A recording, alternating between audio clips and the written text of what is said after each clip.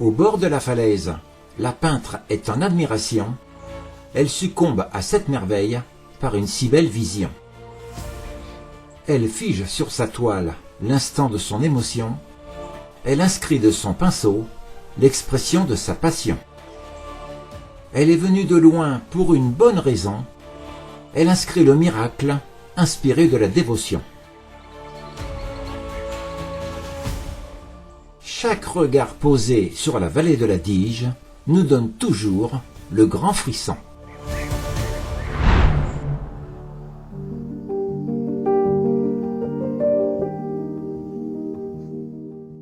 Sur le sentier de Maria, chaque étape nous raconte chaque épreuve vécue et subie au chemin de croix de Jésus-Christ, le chemin de Golgotha.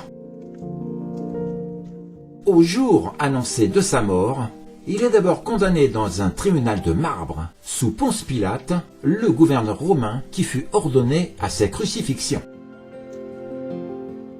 Après l'abominable épreuve des coups de fouet dans le dos par les Romains et une couronne d'épines posée blessant sa tête, Jésus est chargé d'une croix en bois pesant presque son poids et si lourde qu'il porte symboliquement le monde sur ses épaules, alors que pourtant il continue à cet instant d'aimer l'humanité malgré tant d'exactions.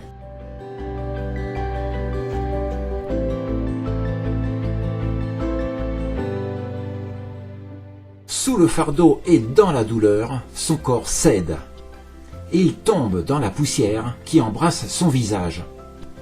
Mais sa foi est plus forte que sa peine et se relève sans un mot, sans plainte ni haine ni révolte.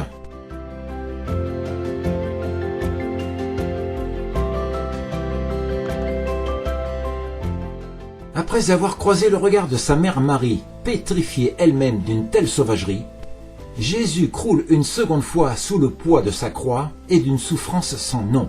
Mais à bout de force, il parvient et peine à se relever. Devant cette scène si atroce, les femmes ont mal pour lui, les larmes aux yeux. Jésus leur dit « Ne pleurez pas sur moi, mais pleurez sur l'homme qui oublie d'aimer. » Alors que tout semble fini, Jésus s'écroule une troisième fois, comme si la mort l'avait saisi. Mais dans cette ambiance surréaliste, parmi une liesse de haine et de folie, un dernier sursaut d'une résilience exemplaire lui permet de se relever avec cette croix de plomb, car jamais l'amour ne renonce. Le délire des tortionnaires monte en gamme. On le déshabille jusqu'à la dernière dignité. Dénudé devant tout le monde, il offre à la meute sa dernière miette de vie. À l'issue d'une folie aveugle et sans limite, Jésus est cloué sur la croix par deux criminels de chaque côté. La foule se moque, il est provoqué. S'il est le Fils de Dieu, qu'il descende de la croix. Mais malgré la souffrance extrême, Jésus pardonne et dit « Père, pardonne-leur, ils ne savent pas ce qu'ils font. » En pleine gloire de son nom, il rend l'âme quelques instants plus tard. C'est la dernière seconde de l'homme le plus vertueux, mais de sa mort germe déjà la vie. Le corps repose maintenant dans les bras de sa mère, et la douleur est immense. Mais l'espérance veille comme la flamme sous la cendre.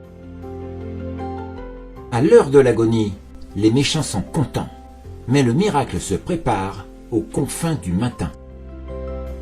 Dans l'ignorance du monde entier, le miracle opère en silence à l'abri des regards. C'est en secret que se prépare dans les coulisses de l'au-delà le plus fabuleux événement de l'humanité. À sa mort, les évangiles racontent que la terre tremble, signe d'une nouvelle alliance. À l'entrée du tombeau, une pierre bloque l'entrée et des gardes sont postés. Mais au matin du troisième jour, des femmes se rendent au tombeau pour l'embaumer et à leur grande surprise, elles trouvent un tombeau vide. Un ange leur annonce « Il n'est pas ici, il est ressuscité ». Jésus apparaît ensuite à Marie-Madeleine, puis à ses disciples. Il leur montre ses plaies et les envoie annoncer la bonne nouvelle.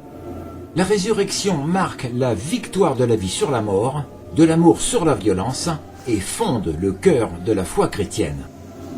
Désormais, Jésus-Christ, mort en homme, est vivant pour toujours.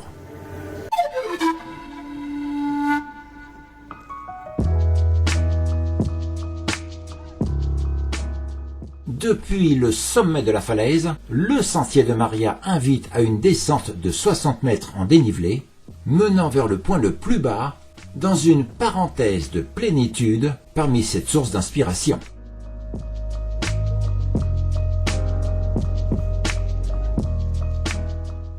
Le sentier se poursuit et prend l'allure d'une chasse au trésor, parsemé de tunnels et coursives taillées dans la roche, en longeant la pique de la falaise dans un décor perpétuellement pittoresque sur un véritable parcours d'émotion.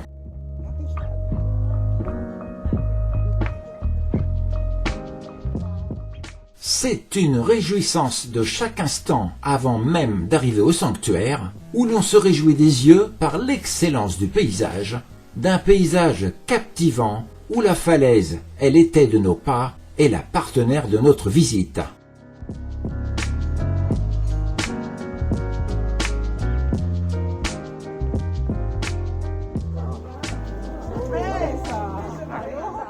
Au terme du chemin, la rampe d'escalier offre une vision à couper le souffle. La vue est saisissante, à la seconde où le regard saisit l'audace et le génie des bâtisseurs, dont la première image frontale raconte d'elle-même leur exploit.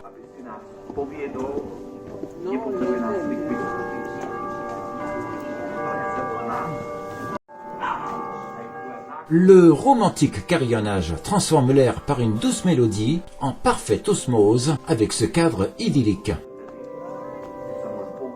Chaque année, près de 40 000 visiteurs gravitent vers le sanctuaire de la Madonna, pèlerins en quête de foi ou voyageurs éblouis par la beauté du site, toutes et tous attirés par la majesté suspendue de son emplacement et la profondeur évocatrice de son symbole. Arrivé sur le parvis, la falaise impose sa grandeur et semble engloutir le sanctuaire, si petit à son pied, que l'on ressent une sensation de cannibalisme où la majesté s'empare du regard.